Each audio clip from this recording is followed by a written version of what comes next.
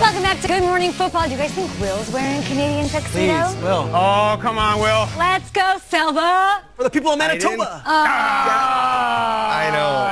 Come on. Buzz him. You hoser. Come on. I'm sorry. I didn't get the memo. If I would have known, I would have worn it. But now you're going to guilt trip us about it. There's football in Canada tonight, Will. That's enough of a memo. Yeah. You're absolutely right, Shregs. But there's not a lot of jean jackets here in Culver City, so I need to get one along with the shades. But love the commitment out of the four of you. Now get your chain-snatching jokes ready because wide receiver Michael Crabtree is facing a keep to lead twice this year. Twice! It's happening because Crabtree agreed to terms on a one-year deal with Arizona late Wednesday night. Crabtree working out for the Cardinals 2 weeks ago. He's now part of a receiving corps that features Larry Fitzgerald, Christian Kirk, Keyshawn Johnson, Andy Isabella. So he'll bring another veteran presence to go along with Fitz. Crabtree spent last season in Baltimore where he started all 16 games, collected 54 grabs for 607 yards and 3 TDs. Crabtree's arrival meant somebody had to go, and that somebody was Kevin White. The Cardinals releasing the former 7th overall pick of the Bears in the 2015 NFL Draft. White had signed a one-year deal with Arizona back in March. White caught just 4 passes in 9 games for Chicago a season ago.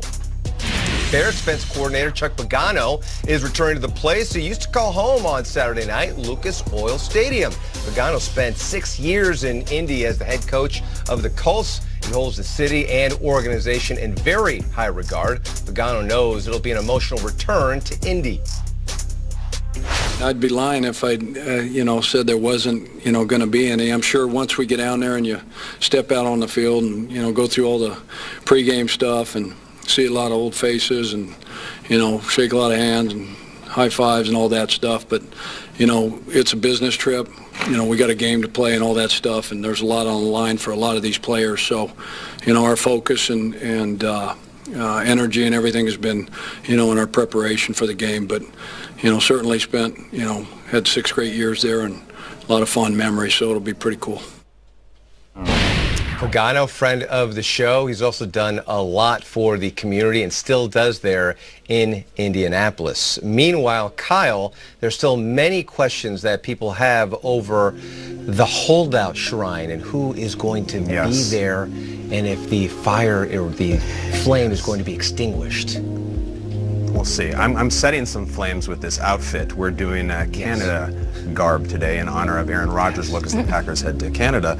To find a more attention-seeking Canadian, you'd have to watch a Raptors game. Pero, we have the missing 4. These are 4 superstars who are still not with their teams. We have lit a candle for each one. Now, it used to be 6. If you remember, we had our old friends here. This is Mike, and this is Yannick. They showed up under very different circumstances, and we blew out the candle in honor of them. So what we've been trying to do here is we've been trying to give updates on the whereabouts of these 4 gentlemen. And let's start over here with the big man. This one, there's not much, guys. This is Trent. He has not said a peep on Twitter or Instagram. Redskins offensive coordinator Kevin McConnell said before preseason week 2, Trent, if you're out there, we'd love to have you back as soon as possible. He actually said that. His head coach Jay Gruden asked if he spoke to Trent. This is a quote. Texted, talked, maybe. Yikes, that's all we got from Trent. Meanwhile, we have a rookie quarterback getting hit in the back. Then there's this guy. All right, Zeke. Apparently TMZ has a photo of him with a new haircut. He changed his hair.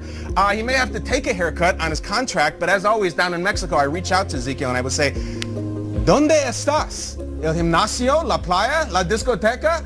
Porque tu jefe está haciendo bromas sobre ti y tienes un juego contra los gigantes en 17 días, amigo, no sé. 17? 17, I forgot the word. Es 17.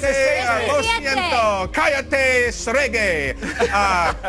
Now, we go over to Jadeveon. All right, Jadeveon. Per Mike Garafolo, Clowney is, quote, not long for Houston. We had Bill O'Brien on the show. We asked him what's going on. He said, I don't know. And I actually believe him. Few rumors going on with trades to the Eagles. The Patriots? Don't know. Not much happening here.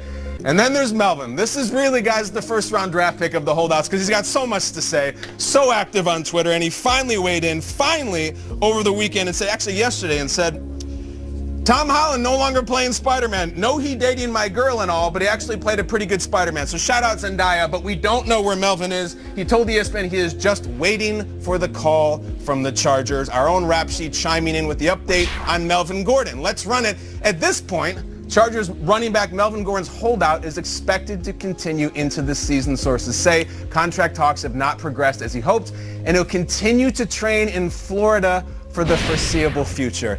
So guys, we got Florida, we got Mexico, we have parts unknown, a lot of mystery with these four, and the games are in like a couple weeks. I didn't think this Chargers thing would go on. I really didn't. I feel like from the jump when Melvin Gordon was saying he was going to hold out, we sort of knew what that front office was all about. They weren't going to bend a ton. He's due $5.9, close to $6 million for 2019. He wants to be paid among the highest running backs.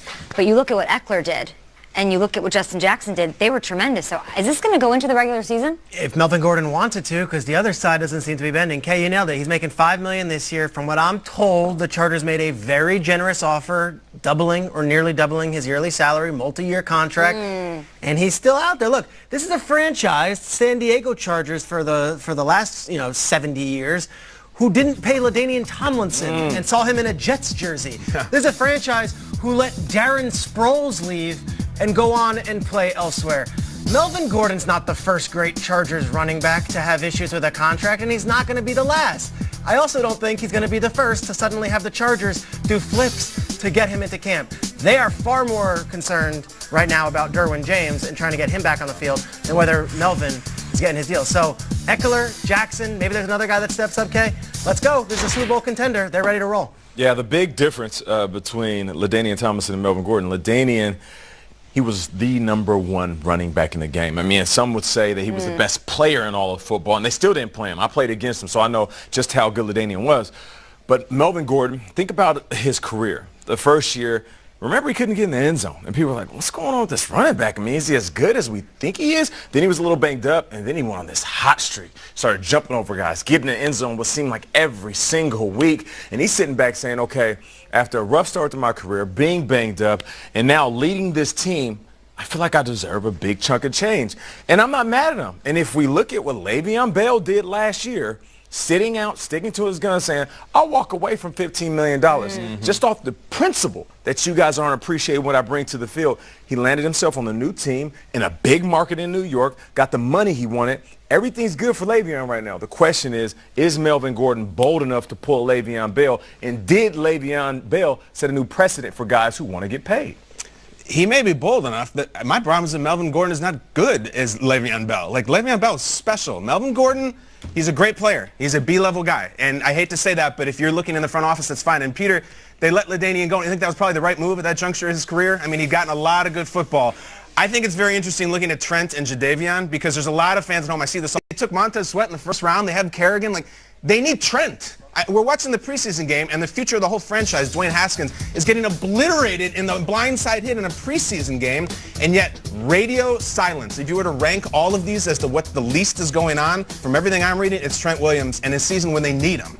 Well said. We'll have more on the holdouts. We'll have more on the preseason. We've got action tonight, kicking off the dress rehearsal week, and I want everybody out there to get an education, a burr lesson, if you will. What do we got? We're going to break it down. Josh Gordon, he's back. He was reinstated.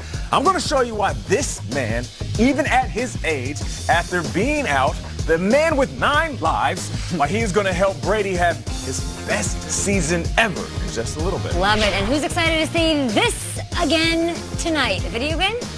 Yeah, I got conflicted feelings about it. I'm excited to see him in the regular season. You want to see him in bubble wrap tonight? Easy. Lamar, what are you... I'm down. Get down. What are you doing? Oh. Great play, Lamar! I can't help myself. Kyle.